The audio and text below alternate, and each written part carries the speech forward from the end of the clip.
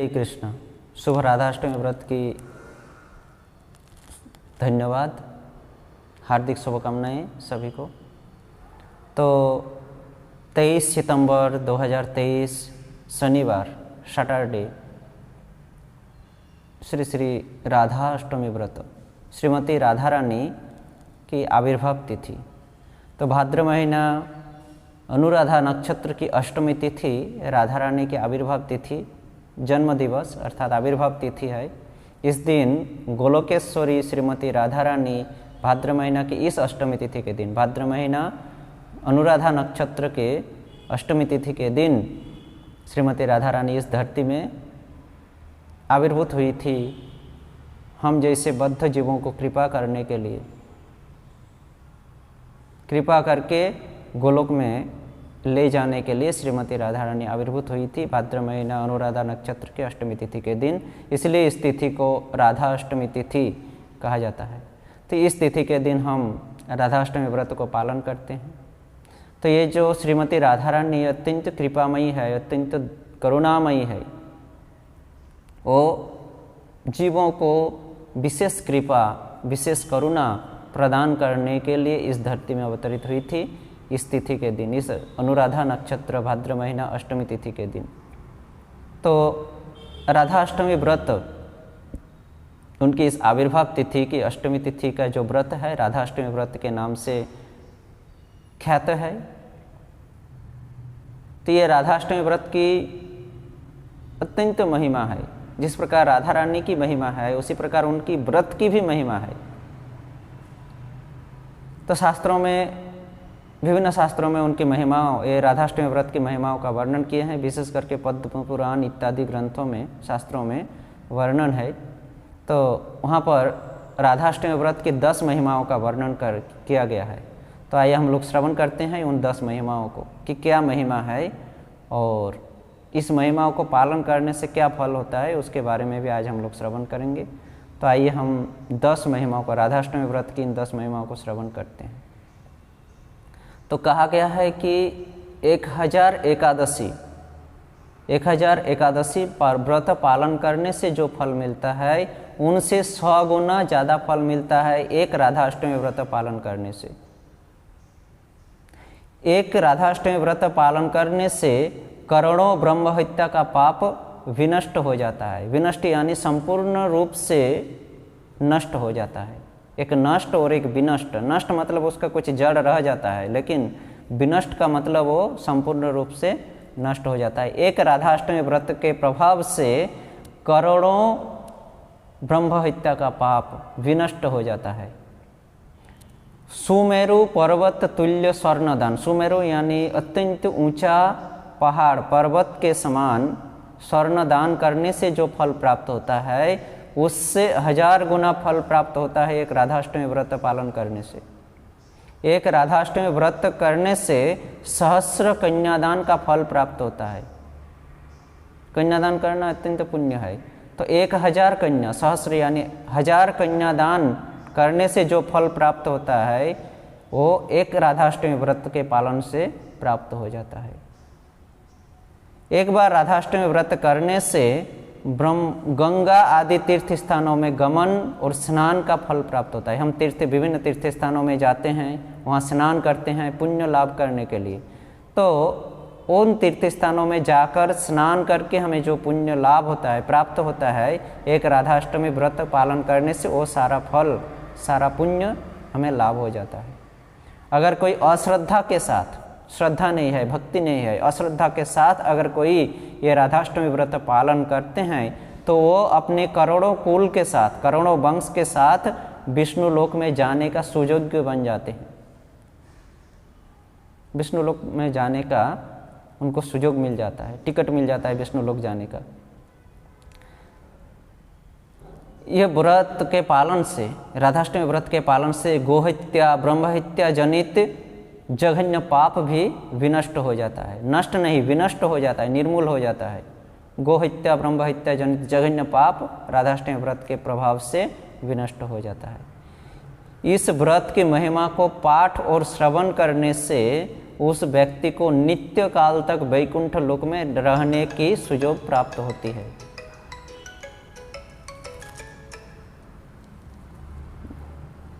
इस व्रत को महिमा जो है, इस महिमा को पाठ करने और श्रवण करने के माध्यम से व्यक्ति को नित्य काल तक, हमेशा के लिए वो वैकुंठ लोक में रहने के सुयोग पाते हैं।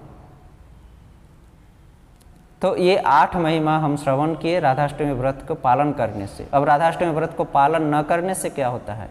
अगर कोई इस व्रत को पालन नहीं करते हैं तो उनको करोड़ों जन्मों तक नरक भोग करना पड़ता है, और नरक भोग के बाद जब वो पुनः पृथ्वी में आते हैं, मनुष्य शरीर धारण करते हैं, तो उनको अतिशीघ्र विधवा बनना पड़ता है। स्त्री हो तो विधवा बनेगी और पुरुष हो तो उनको स्त्री सुख प्राप्त नहीं होगी, अगर कोई इस व्रत को पालन नहीं करते हैं तो। अगर कोई जानते हुए या अजानते हुए इस व्रत को पालन नहीं करते हैं तो उनको करोड़ों जन्मों तक नरक भोग करना पड़ता है और वहाँ से उद्धार पाने का कोई उपाय नहीं है। अगर कोई जानते हैं राधाष्टमी व्रत पालन नहीं कर रहे हैं और ना जानते हुए नहीं जानते हैं फिर भी राधाष्टमी व्रत को पालन नहीं किए हैं, तो भी जानते हुए भी हो या अजानते हुए भी हो इस अष्टमी राधाष्टमी व्रत को पालन नहीं किए तो उनको करोड़ों जन्मों तक नरक भोग करना पड़ेगा और वहाँ से उद्धार होने की कोई उपाय नहीं है। तो ये 10 महिमा है जिसका वर्णन शास्त्रों में मिलता है राधाष्टमी व्रत की। तो इस व्रत महिमा को श्रवण करके हमारे मन में प्रश्न हो सकता है कि क्या इस प्रकार की कोई घटनाएं हैं कि इस व्रत को कोई पालन किए हैं और उनको तुरंत पुण्य या गोलोक प्राप्त हुआ है ना? हाँ, इस प्रकार का वर्णन शास्त्रों में मिलता है। और इस प्रकार का प्रश्न एक बार द्वापर युग में नारद मुनि अपने पिता ब्रह्मा जी से किए थे। नारद मुनि ब्रह्मा को कहते, हे पिता, एक ऐसे श्रेष्ठ व्रत की महिमा का वर्णन कीजिए जिस व्रत की महिमा में कहा गया है कि उस व्रत को पालन करके वो व्यक्ति अति शीघ्र गोलोक को प्राप्त किए हैं। ऐसे एक श्रेष्ठ व्रत की महिमाओं का वर्णन कीजिए। नारद मुनि ने अपने पिता ब्रह्मा जी से कहे थे। ठीक उसी प्रकार नैमिषारण्य में शौनक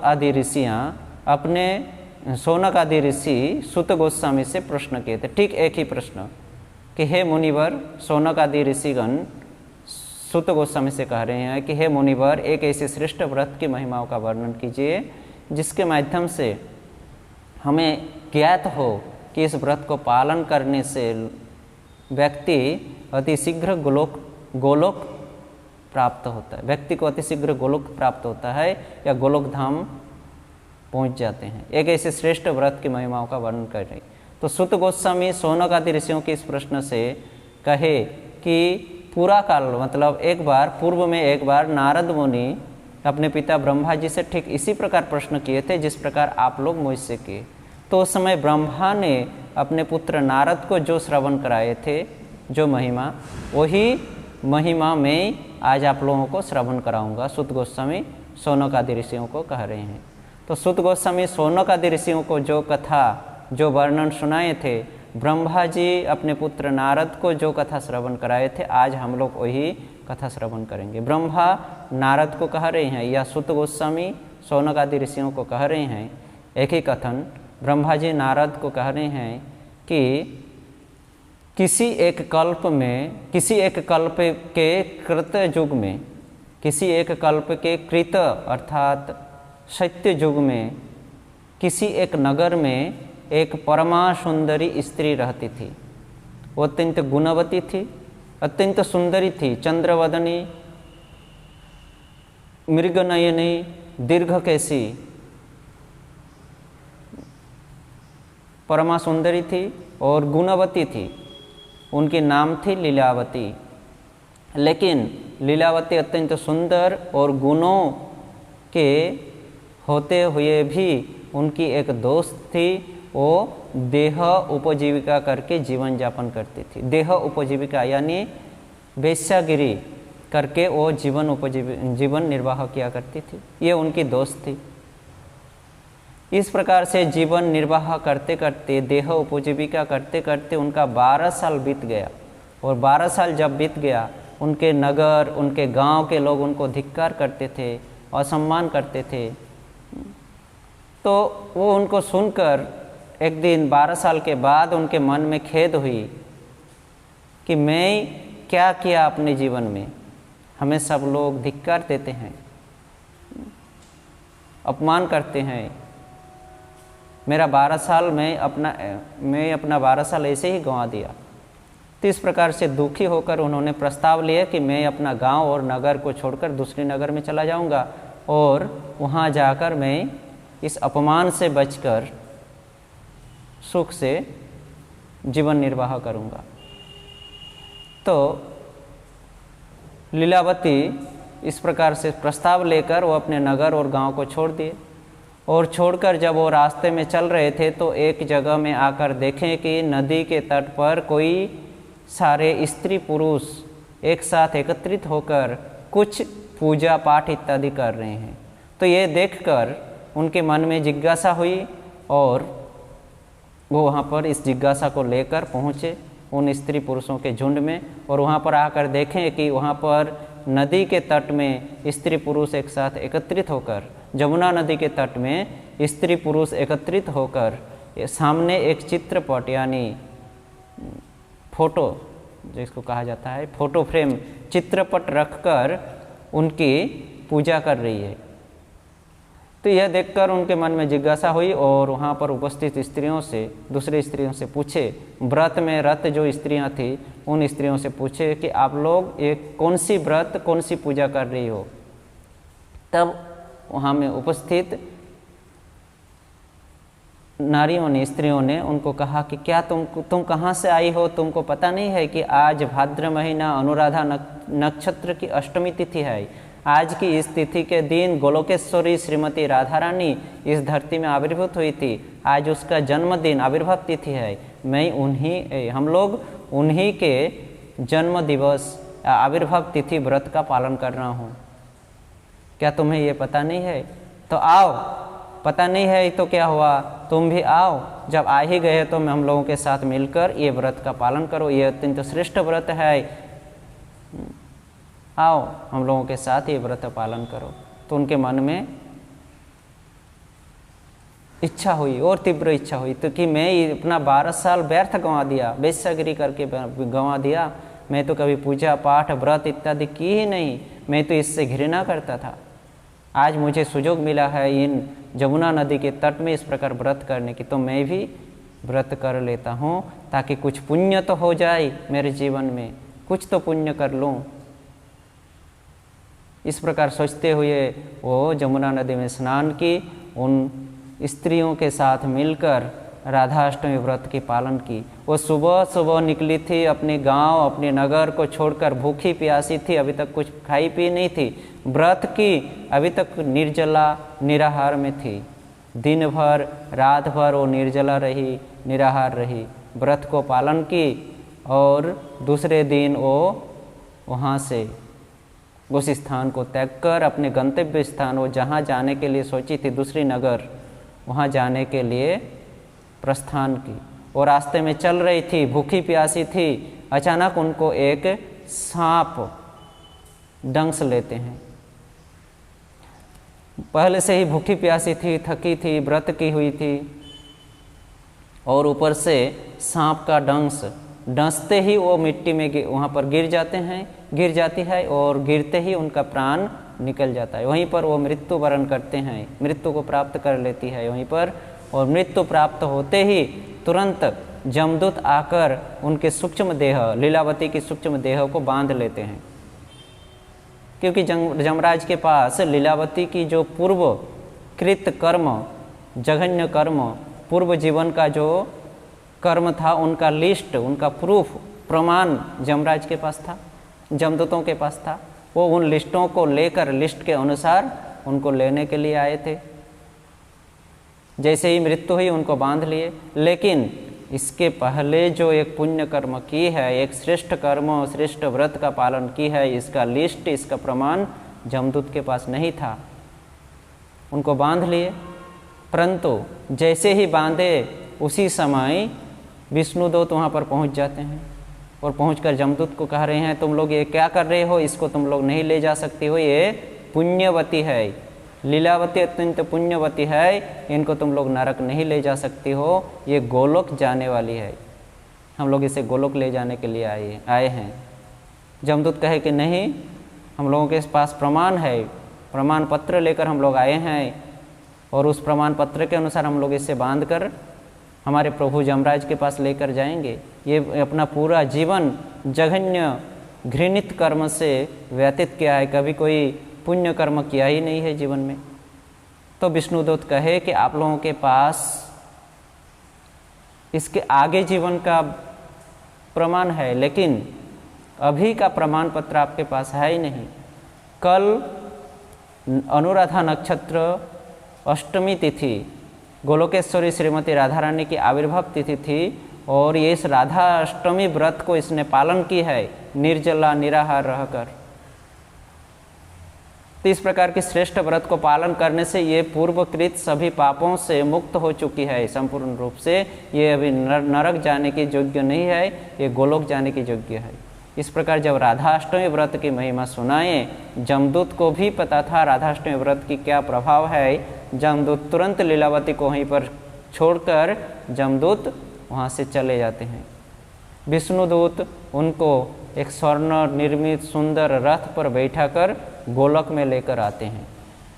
ब्रह्मा जी ने इस व्रत पालन की महिमा को नारद को सुनाए, शुत गोस्वामी ने शौनक आदि ऋषियों को सुनाए और वही प्रसंग हम लोग श्रवण किए। तो देखिए कितना प्रभाव है। लीलावती को पता नहीं था, राधा रानी के बारे में पता नहीं था, राधाष्टमी व्रत के बारे में पता नहीं था। सिर्फ संग के प्रभाव से आकर, प्रभाव में आकर उन्होंने ये व्रत पालन किए न जानकर, और इस व्रत को पालन एक बार पालन किए जीवन में, एक ही बार, और पालन करके वो विष्णु लोक को गमन किए। तो हम लोग जानते हुए भक्ति के साथ, श्रद्धा के साथ अगर इस व्रत को पालन करेंगे तो हमें क्यों नहीं राधा रानी की कृपा प्राप्त होगी, क्यों नहीं वो हमें कृपा प्रदान करेगी। तो यही है राधाष्टमी व्रत की महिमा। ये व्रत अत्यंत श्रेष्ठ व्रत है।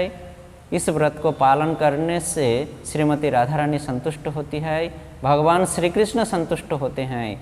भगवान श्री कृष्ण उस भक्त के प्रति जो राधाष्टमी व्रत पालन करते हैं, उस भक्त के प्रति अत्यंत संतुष्ट होते हैं और वो भक्त उनका अत्यंत प्रिय बन जाता है। इतना प्रिय भगवान श्री कृष्ण कहे हैं कि राधा अष्टमी व्रत पालन करने वाले भक्त मेरे इतना ही प्रिय है जितना प्रिय मेरा श्रीमती राधा रानी है।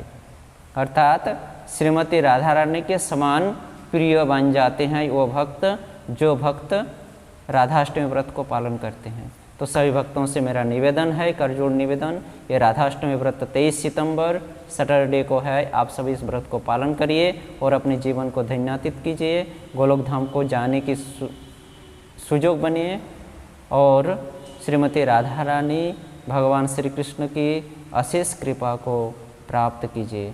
हरे कृष्ण।